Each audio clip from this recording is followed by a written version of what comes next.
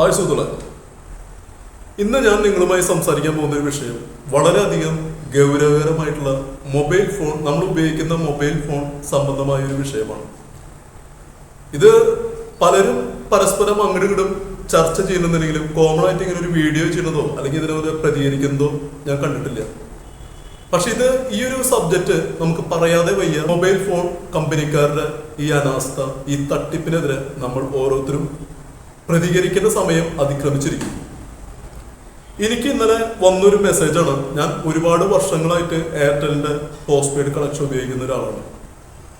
ഇന്നലെ വന്ന എനിക്കൊരു മെസ്സേജാണ്, സസ്പെൻഷൻ അലർട്ട്. നിങ്ങൾക്കിത് മെസ്സേജ് വായിക്കാൻ കഴിയുന്നുണ്ടോ എനിക്കറിയില്ല. ഉടൻ നിങ്ങളുടെ നമ്പർ സസ്പെൻഡ് ചെയ്യുന്നു പറഞ്ഞിട്ടാണ് ഇവരെനിക്ക് ഇന്നലെ ഈ വാട്സപ്പിൽ മെസ്സേജ് അയച്ചിരിക്കുന്നത്. എനിക്ക് കണ്ടപ്പോൾ ഭയങ്കര ഒരു ദേഷ്യം തോന്നി ഈ കമ്പനിക്കാരെടുത്ത്. കാരണം നമ്മളൊക്കെ പണ്ട് കാലത്ത് കണക്ഷൻ എടുക്കുമ്പോൾ ഇവരുടെ ഓഫറുകൾ എന്തായിരുന്നു? നിങ്ങളൊരു കണക്ഷൻ എടുത്തു കഴിഞ്ഞാൽ ആജീവനാന്ത ഇൻകമിംഗ് എന്ന് പറഞ്ഞിട്ടാണ് നമ്മൾ പലരും ഈ മൊബൈൽ ഫോൺ എടുത്തിരിക്കുന്നത്. പക്ഷെ ഇന്നത്തെ അവസ്ഥ എന്താണ്? നമ്മൾ റീചാർജ് ചെയ്തിട്ടുള്ള വാലിഡിറ്റി കഴിയുമ്പോൾ ഇവര് അന്ന് തന്നെ അല്ലെങ്കിൽ ആ ഒരാഴ്ച ഗ്യാപ്പ് തരുന്നുണ്ടോന്ന് ഇപ്പൊ സംശയമാണ്. ആ ഒരു ആഴ്ച അല്ലെങ്കിൽ 2 ദിവസത്തിനുള്ളിൽ ഒരു ഇൻകമിംഗ് അടക്കം കട്ട് ചെയ്ത് കളയും. നമുക്കൊരു 2 ആഴ്ചയോ അല്ലെങ്കിൽ ഒരു 15 ദിവസമോ ഒരു മാസം ഒന്നും ഇവരിപ്പോ ഇൻകമിംഗ് കോഡ് പോലും നമുക്ക് തരുന്നില്ല. ഇപ്പോൾ ഇതിന്റെ ഒരു അവസ്ഥയാണ് ഞാൻ നിങ്ങളുമായി സംസാരിച്ചുകൊണ്ടിരിക്കുന്നത്. നമ്മൾ എല്ലാവരും മൊബൈൽ ഫോൺ റീചാർജ് ചെയ്ത് ഉപയോഗിക്കുന്ന ആളുകളാണ്. ഈ ഫെസിലിറ്റികളെല്ലാം നമുക്ക് ഉപയോഗിക്കാൻ കഴിയുന്നുണ്ടോ എന്നുള്ളതാണ് നമ്മൾ എപ്പോഴും ചിന്തിക്കേണ്ട ഒരു കാര്യം. ഇന്ന് നമ്മൾ ഉപയോഗിക്കുന്ന ഏതെങ്കിലും ഫോണിൽ റേഞ്ച് നിങ്ങൾക്ക് ആർക്കെങ്കിലും കിട്ടുന്നുണ്ടോ? നമ്മൾ ഇന്ന് എത്ര മൊബൈൽ ഫോൺ സിമ്മുകളാണ് നമ്മൾ ഉപയോഗിച്ചുകൊണ്ടിരിക്കുന്നത്? ഈ ഓരോ സിമ്മുകളും ഉപയോഗിക്കുമ്പോൾ നമ്മൾ എത്ര ലക്ഷം കോടി രൂപകളാണ് നമ്മളിവിടെ റീചാർജ് ചെയ്തുകൊണ്ടിരിക്കുന്നത്? ശരിയല്ലേ? നമ്മളത് ആലോചിക്കേണ്ട ഒരു വിഷയമാണ്. ഇത്രയും സീരിയസ് ആയിട്ട് സസ്പെൻഷൻ അലർട്ട് അയക്കുന്ന എയർടെൽ കമ്പനിക്കാര് അല്ലെങ്കിൽ മറ്റുള്ള മൊബൈൽ കമ്പനിക്കാര് ഉടൻ സസ്പെൻഡ് ചെയ്യുന്ന പറഞ്ഞാണ്. നിങ്ങൾക്ക് എത്ര പേർക്ക് ഈ മെസ്സേജ് കാണാൻ കഴിയേണ്ടതെന്ന് എനിക്കറിയില്ല.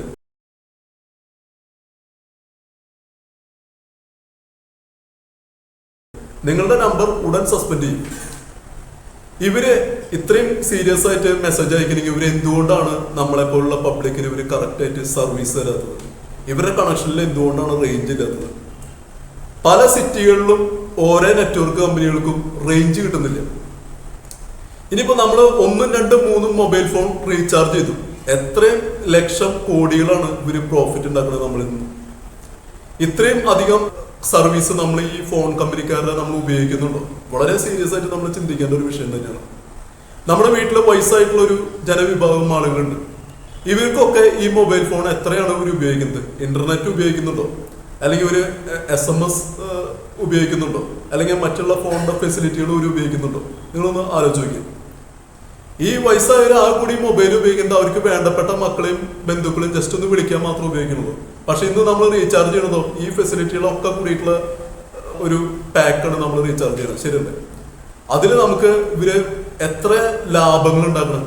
ഈ നമ്മളിപ്പോ ഒരു റീചാർജ് ചെയ്യണമെങ്കിൽ അതിന്റെ 100% ഫെസിലിറ്റി നമ്മൾ ഉപയോഗിക്കുന്നുണ്ടോ? എനിക്ക് തോന്നുന്നില്ല അങ്ങനെ ആരും ഉപയോഗിക്കുന്നുള്ളത്. നെറ്റ് ആവട്ടെ, SMS ആവട്ടെ, മറ്റു ഓഫറുകളാവട്ടെ, ഫീച്ചറുകളാവട്ടെ ഒന്നും നമ്മൾ ഉപയോഗിക്കില്ല എന്നാണ് ഞാൻ മനസ്സിലാക്കിയെടുത്തോളം, ഞാൻ പബ്ലിക്കിനോട് ചോദിച്ചറിഞ്ഞിടത്തോളം എനിക്ക് മനസ്സിലാക്കാൻ കഴിഞ്ഞത്. എല്ലാവർക്കും ഈ വിഷയത്തെ കുറിച്ച് അഭിപ്രായ വ്യത്യാസങ്ങളുണ്ട്. അവർക്ക് അവരുടേതായിട്ടുള്ള അഭിപ്രായങ്ങളുണ്ട്, പ്രതിഷേധങ്ങളുണ്ട്. പക്ഷെ ഇതാരും പരസ്പരം അങ്ങോട്ടും പറയാന്നല്ലാണ്ട് പ്രതിഷേധിക്കുന്നത് ഞാൻ ഇതുവരെ എവിടെയും കണ്ടിട്ടില്ല.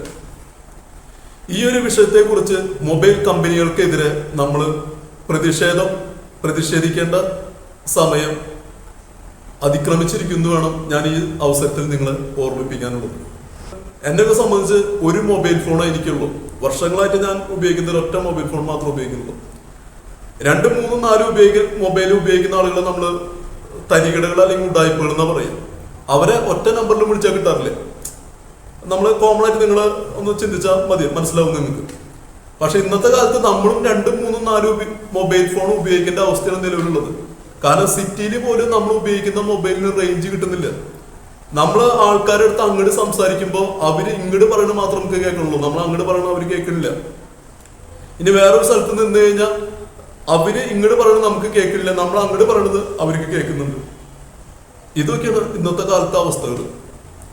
പിന്നെ നമ്മൾ ഈ മൊബൈൽ ഫോൺ എടുക്കുമ്പോൾ ഈ കമ്പനിക്കാരുടെ ഓഫർ എന്തായിരുന്നു?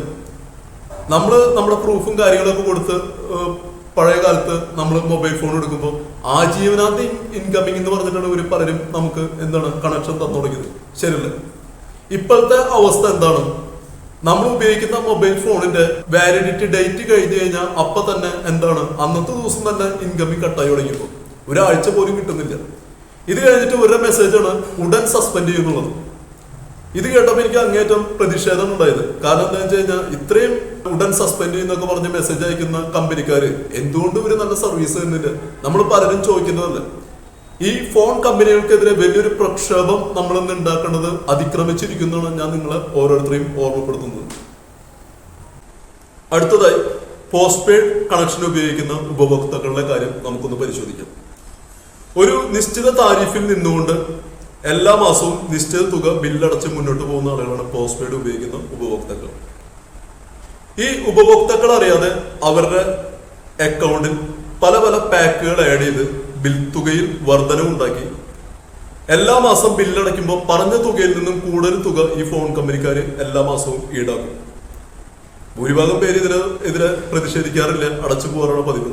എന്നാൽ ഇതിനെതിരെ പ്രതിഷേധിക്കുന്ന ആളുകൾ ഇവരുടെ ഓഫീസിൽ നേരിട്ട് പോയി ഇവരുമായി സംസാരിച്ച് പലപ്പോഴും ദേഷ്യപ്പെട്ട് സംസാരിച്ച് ബിൽ തുകയിൽ ഇളവ് കിട്ടുന്നത് ഒരുപാട് പേരുടെ അനുഭവങ്ങൾ നമ്മൾ കണ്ടിട്ടുണ്ട്. അല്ലെങ്കിൽ ഒരു കസ്റ്റമർ കെയറിലേക്ക് വിളിച്ച് സംസാരിച്ചുകൊണ്ട് അരമണിക്കൂർ 1 മണിക്കൂർ സംസാരിച്ചുകൊണ്ട് ബിൽ എമൗണ്ട് കുറച്ചു കൊടുക്കുന്ന അനുഭവം എനിക്കുണ്ടായില്ല. അങ്ങനെ നിരവധി ആളുകളെ നമ്മൾ കാണാൻ സാധിക്കും. ഇനിയിപ്പോ വേറൊരു തട്ടിപ്പാണ്, നമുക്കത് പറയാതെ വയ്യ. നമ്മൾ ഉപയോഗിക്കുന്ന മൊബൈൽ ഫോൺ ഒരാഴ്ച 2 ആഴ്ച റീചാർജ് ചെയ്തില്ല, വേണമെങ്കിൽ ഒരു മാസം റീചാർജ് ചെയ്തില്ല എന്ന് കരുതാം. നമ്മൾ ഉപയോഗിക്കുന്ന ഫാൻസി നമ്പർ ആയാലും വിരോധമില്ല, ഏത് നമ്പർ ആയാലും വിരോധമില്ല, അടുത്ത ആഴ്ച വേറെ വ്യക്തികൾ ഉപയോഗിക്കുന്നുണ്ടാവും. ഇന്നത്തെ കാലത്ത് ഒരു ഗ്യാരണ്ടി ഇല്ല ഈ മൊബൈൽ ഫോണിന്. ഇതിൽ നമ്മളിപ്പോ ഒരാഴ്ച പോലും നമ്മൾ റീചാർജ് ചെയ്തില്ലെങ്കിൽ അല്ലെങ്കിൽ 2 ആഴ്ച റീചാർജ് ചെയ്തില്ലെങ്കിൽ നമ്മൾ ഉപയോഗിക്കുന്ന ഫാൻസി നമ്പർ വേറൊരു വ്യക്തി ഉപയോഗിച്ചുകൊണ്ടിരിക്കുന്നുണ്ടാവും. ആള് എന്നിട്ട് വിളിച്ചു പറയും നിങ്ങളുടെ ഫോൺ എനിക്ക് വരുന്നുണ്ട് എന്ന് പറഞ്ഞിട്ട് ആള് വിളിച്ചു പറയുമ്പോഴാണ് നമ്മൾ അറിയണത്. ഇത് പലരുടെയും അനുഭവമാണ്. പരസ്പരം ആളുകൾ അങ്ങോട്ടും ഇങ്ങോട്ടും സംസാരിക്കാന്നുണ്ട്. ഇതിലൊരു പ്രതിഷേധം ഇന്നവരെ നമുക്ക് കാണാൻ പറ്റുന്നില്ല. ഈ മൊബൈൽ ഫോൺ കമ്പനിക്കാരുടെ തട്ടിപ്പ് പകൽ കൊള്ളയ്ക്കെതിരെ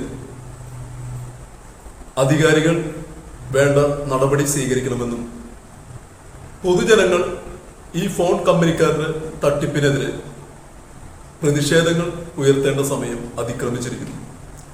സുഹൃത്തുക്കളെ, ഈ മൊബൈൽ ഫോൺ കമ്പനിക്കാരുടെ പകൽ കൊള്ള തട്ടിപ്പിനെതിരെ ഞങ്ങൾ ഇന്ന് അവതരിപ്പിച്ച വീഡിയോ നിങ്ങൾക്ക് ഇഷ്ടമായാൽ നിങ്ങളുടെ വിലയേറിയ അഭിപ്രായങ്ങളും നിർദ്ദേശങ്ങളും ഈ വീഡിയോയ്ക്ക് താഴെ കമന്റുകളായി രേഖപ്പെടുത്തണമെന്നും തുടർന്നും പൊതുജനങ്ങളുടെ ഇതിനെക്കുറിച്ചുള്ള അഭിപ്രായങ്ങൾ എന്താണെന്നുള്ളത് അടുത്തൊരു വീഡിയോയുമായി നമുക്ക് വീണ്ടും കാണാം.